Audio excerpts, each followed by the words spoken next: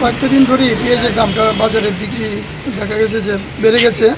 তো সেই পেঁয়াজের দামটাকে মূল্যটাকে নিয়ন্ত্রণ করার জন্য মূলত আজকে মহারাজগঞ্জ বাজারে এখানে পাইকারি ব্যবসায়ী সমিতি যারা আছে ওনাদের উদ্যোগে ব্যবসায়ীরা আমাদেরকে খুব সাহায্য করেছেন।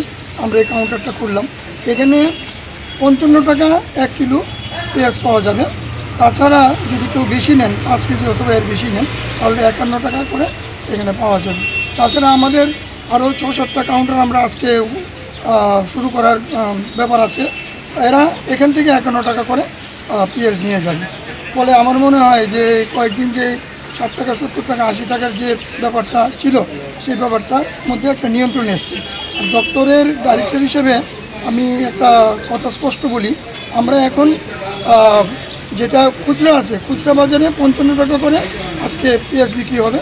আর যারা পাইকারি মূল্যে নেবে তারা 51 টাকা করে নেবে এবং প্রত্যেকটা বাজারেই এটা চালু থাকবে। তার বাইরে কোনো ব্যবসায়ী যদি কোনো কিছু করেন সেটার দায়িত্ব ওনার এবং প্রশাসন সে তার জন্য করা পদক্ষেপ নেবে। আগামী দিনেও এই পদক্ষেপ জারি থাকবে।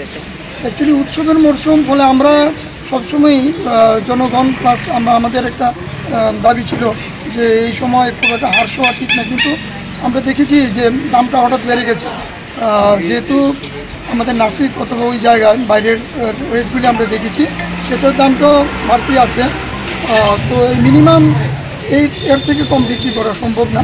ব্যবসায়ীদের সঙ্গে সহমত পোষণ করেছি আমরা এবং 55 টাকা করে এই পেঁয়াজ থাকবে যতদিন বাজারের মূল্যটাকে নিয়ন্ত্রণ করা প্রয়োজন।